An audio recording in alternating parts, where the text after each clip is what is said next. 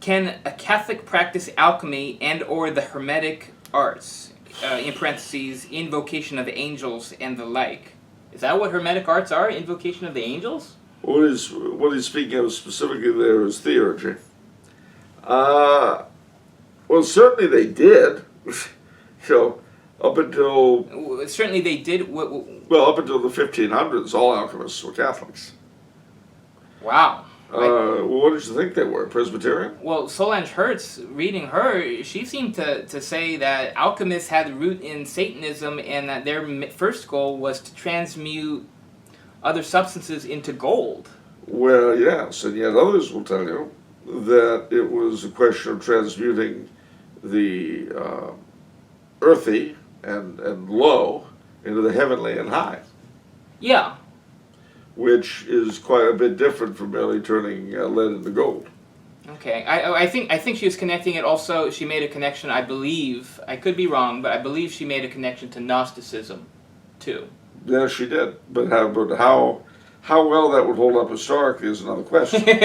Okay. Okay. I mean, you take a man like Pico della Mirandola. He was very definitely a convinced Catholic. Okay. So, part of the problem we run into these things is the tendency to lump one thing with another. Mm. I mean, and I'll give you my favorite example, which is the eye and the triangle. Yeah. That's a Masonic symbol, right? Yeah. Yeah. So why is it on Padre Serra's chasubles? Saint Junipero Serra's chasubles. Okay. Well, one answer is that California was a Masonic plot from the very beginning. The founder of California had the eye of the pyramid on his chasuble. But there's another possibility, which actually happens to be definitely true in this case, and that is that the eye of the pyramid, the eye of the triangle, was a perfectly acceptable symbol of the Trinity. And by the time Masonry picked it up in England, they had not picked it up in Spain. Okay, let's define alchemy and let's define the Hermetic Arts. All right. A good question. Alchemy is, in part, the predecessor of chemistry. Right. Comes from the same root word. Okay. It is, in a sense, the transmutation of the base to the higher. The base to the higher. Yeah, the lower to the higher. So it's not potion making. Oh, it can be. It can be potion making. See, that's the problem with these things. It's like I said in magic earlier. It can be a whole lot of things. Some of it good, some of it evil. Okay. But you've got to get down to specific cases. That's a pretty broad definition. Of course, it's a broad definition, and it's broad enough to fit everything everybody muses upon. So, what do you do when you've got a broad definition? You deal in specific cases. I see. Okay. So you bring, and I'm making these names up, you bring Laszlo the alchemist, and he's trying to make gold, and he uses the blood of infants to do so. He is, at the very least, probably not a nice person. Yeah. You bring Oswald the alchemist. He spends all his time trying to pray to angels to get them to transmute the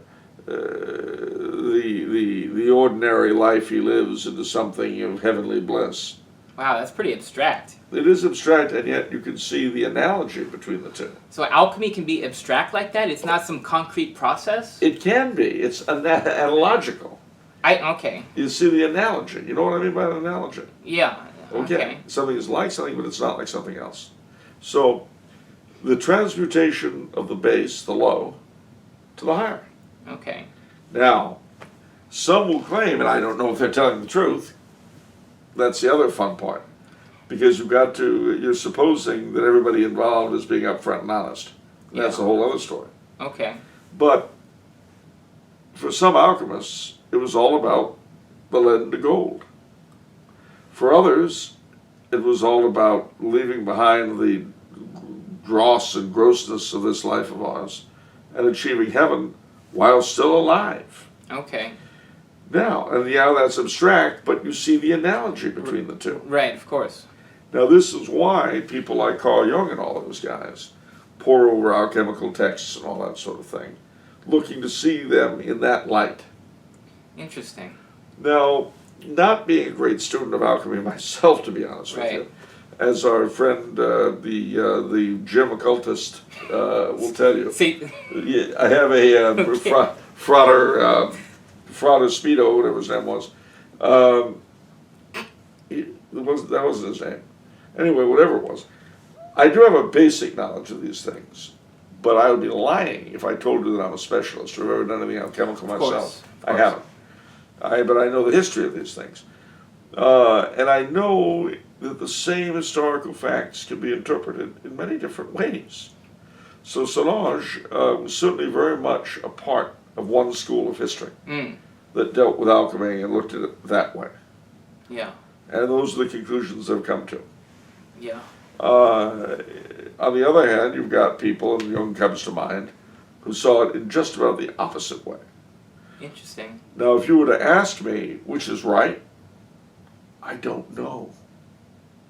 You're not going to side with a published Tumblr House author over Carl Jung? No, I'm joking. I don't. Hold on. Not just a published Tumblr House authoress, but someone I was proud to call a friend. That too. That too. And the answer is no. Because I don't know enough about the topic to really make a decent decision. Okay. I mean, look, I can have my best friend in the world be part of JPL, but our friendship doesn't necessarily mean that their latest findings on Mars are correct. Okay. Don't get me wrong, Right. I'm sympathetic to Martian exploration. The more so because of my friend. Okay. But whether or not NASA know what they're doing, I Okay. can't answer that. I don't know. Okay. Well, I thought you might have a similarity because you guys have the same area of ancestry and you guys read the same sort of... We do, but I've also read other things. Okay. And you know, I'll put it this way, and this is my example with her. And this, ladies and gentlemen, if you want to know how I feel about Solange Hertz, since it's come up, I'm going to make it real plain for you. Solange looked at history in a very fresh and creative way. That's for sure. Well, she did. And we need that. We definitely need that. Now, one of her things that she was sure of was that electricity was evil. It was from the devil. Is not Lucifer the light bearer? Yes, false light will illumine the world, yeah. And she would ask you questions like that, and there was no answer to that. Now, do I believe that the electric lights that are illuminating us right now are, straight from hell? Well, no. But where Solange was spot on is the effect electricity has had on culture. She was absolutely right. Yeah, absolutely. And nobody else has looked at that. No. It's just like my friend, colleague, and fellow Tumblr House author, Bill Busak, makes the point that nobody really knows what electricity is.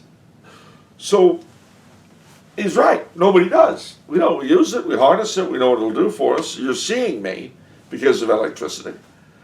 But we don't know what the thing is.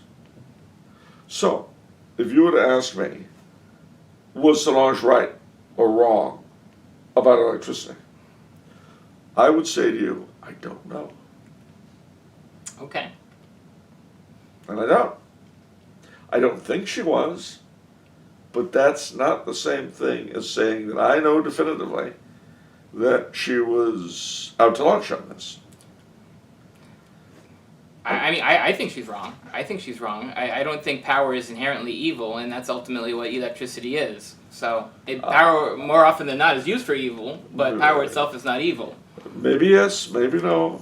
So... I'm too pure a thinker ever to make an opinion about anything. But? Yeah. Never mind. Take that back, ladies and gentlemen. Forget I said it. It doesn't make any sense.